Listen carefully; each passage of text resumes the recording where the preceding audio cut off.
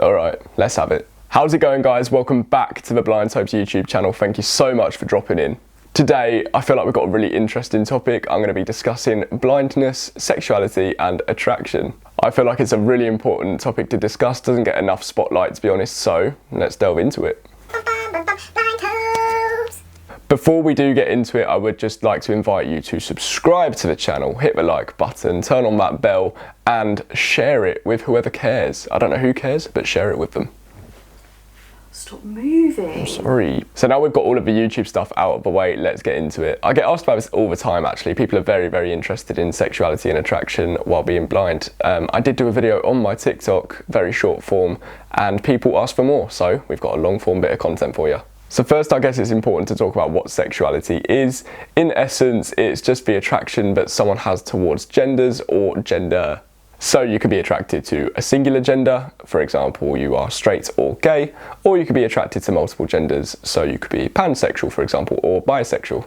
Or you could be asexual, where you have lowered sexual feelings towards others. So for context, I am straight, I'm attracted to those lovely, lovely women.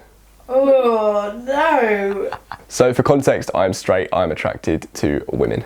But you may be thinking, how do I know this? You have to experience all sexualities to figure out. I get asked and told all the time, how do you know your sexuality though? Like, if you haven't experienced all sexualities, all genders, how can you make a choice if you can't see?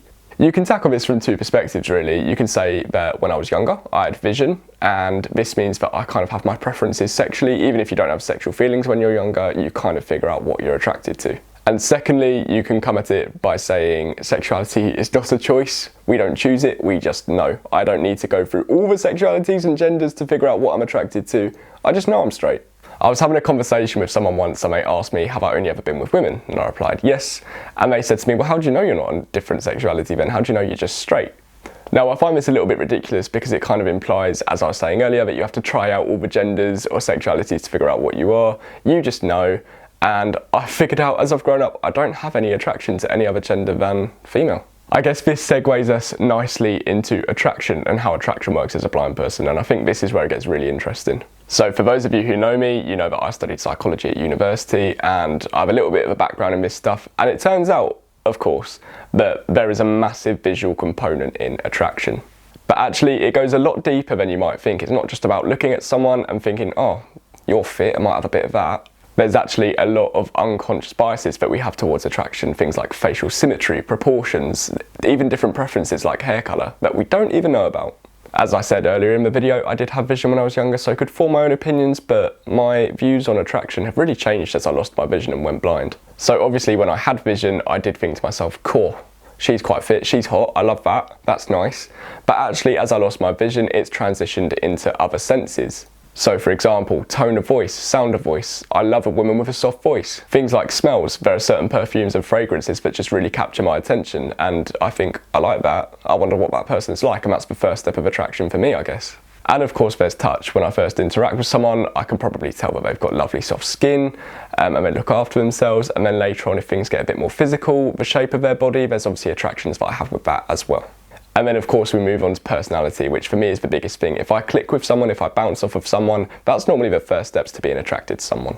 This doesn't have to be in face-to-face interaction. I remember when I first got with my current girlfriend Natalie, when we were talking online before university, I thought, I love the way we're messaging, I love the way we're interacting, and I was instantly attracted to her, even without meeting her, hearing her voice, smelling her, knowing what her skin's like, anything like that, which is kind of cool when you think about it.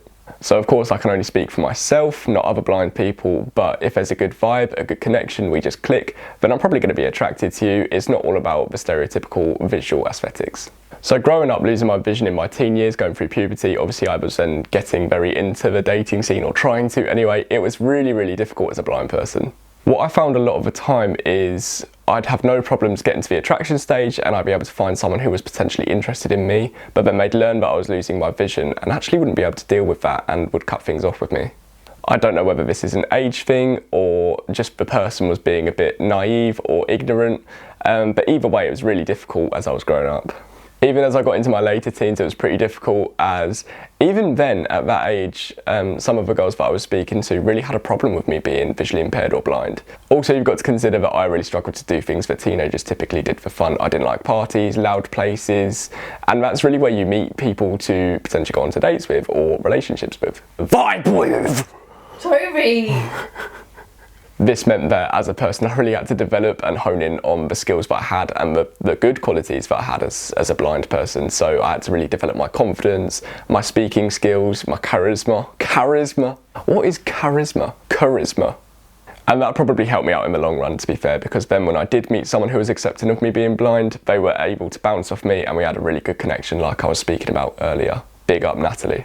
So I guess for this, my take-home message for you, my dear listener, viewer, if you're blind or fully sighted or whatever, is I think personality has to come first. You have to fit with the person, like a little jigsaw piece, and then the visual attraction should come after that. You've got to tick the boxes, haven't you? Dot your I's, cross your T's. Ultimately, I've learned that there is someone out there for you. There's loads of people on this planet, plenty of fish in the sea. Cliche as it is, you will find someone regardless of what situation you are in at the minute. And there you have it. There's my little journey with my sexuality, my attraction, and a little bit on my dating life. We can go more into my dating life in the future because it was a car crash. As always, guys, if you've made it this far through the video, I love you. You are the best. Thank you very much. Please remember to hit that subscribe button, like, share, comment, all that stuff. And I will see you in the next one. Another video complete. Don't be vain.